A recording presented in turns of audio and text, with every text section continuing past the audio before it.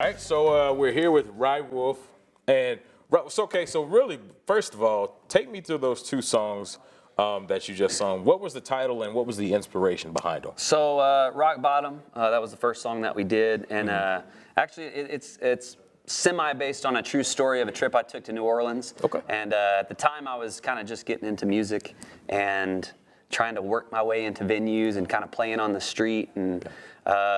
You know, I tried to get into this venue, and they were doing an open mic night, and the guy just told me, "Nah, man, we don't got room for you," you know.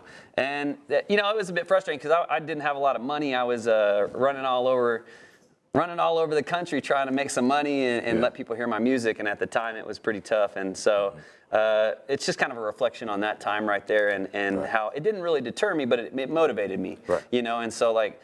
You know, no matter what you're going through, you know, sometimes we hit rock bottom, but you know, it's important to keep taking steps forward. So that's kind of how that song came about. And the second song is called Texas Rose. Actually, a song about how I met my wife here in Amarillo at the Golden Light, and it's about 12 years ago. So yeah, but it's a song that's dedicated to Amarillo and the Texas Panhandle, but also to my wife and how we met. Hey, that's awesome, man. Now you're from Amarillo, right? Well, I'm actually from Canyon, but yeah, I mean, I've lived in Amarillo and spent a lot of time here.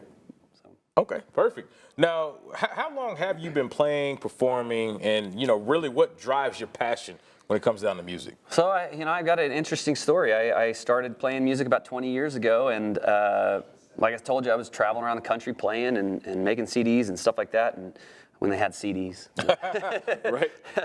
But then I was a college track coach for 15 years, and I kind of hung up the guitar, and I was down south in South Texas, and when COVID hit, I found myself with not much to do because the university was shut down. So I still had a dusty old guitar in the closet.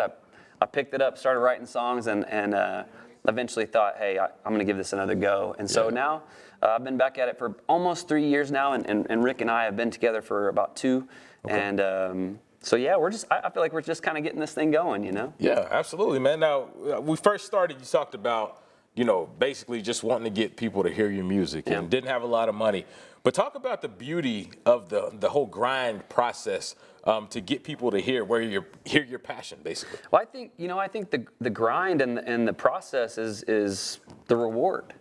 At least for me, like I love songwriting. I love working out songs. I love being in the studio. I love, you know, like we travel around. We play some shows here and there, and we work things out. And it's part of the craft. Right.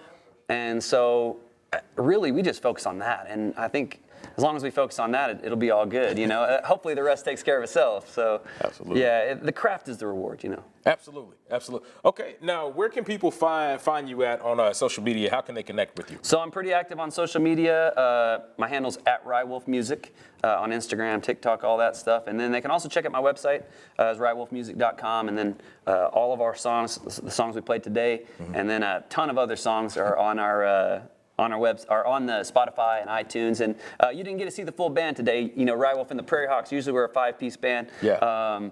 But we just did a record in February, and we did it here in Amarillo Covenant Studios. Okay. And really proud of how it turned out. So I'd love for people to go check that out. Oh, man, absolutely. And speaking of records, I was just about to ask you. Y'all have any albums, appearances, anything coming up? Well, we're playing in Amarillo usually once a month, typically. And then we've got singles coming out every 2 or 3 weeks. So, I mean, if people just follow us on Spotify and iTunes and social media, they'll know what's coming. Okay, so, absolutely. Yeah. And then last question for you. Who's your biggest inspiration music-wise? So I'm a blues guy. I love the blues, and something that's always stood out in my mind was B.B. King when I was real young, coming through town, and you know, he was fairly advanced in his years at that time, but he was still up there doing what he loved, and you could just see and feel the passion that he was playing with. And for me, I was just like, man, that's something I want to do. Yeah, him and Lucille. Yeah, that's right. That's right. Man, I love B.B. King and a lot of those blues guys. But I grew up with all kinds of music. I grew up with classic country. I grew up with rock and roll, soul music, R&B. I love it all, and I try to kind of bring it all into what I do. So. Absolutely, man. Well, we appreciate you being here with us, and thank you for taking your time out to speak with us. Thank you for having me. Absolutely. This was fun. Absolutely.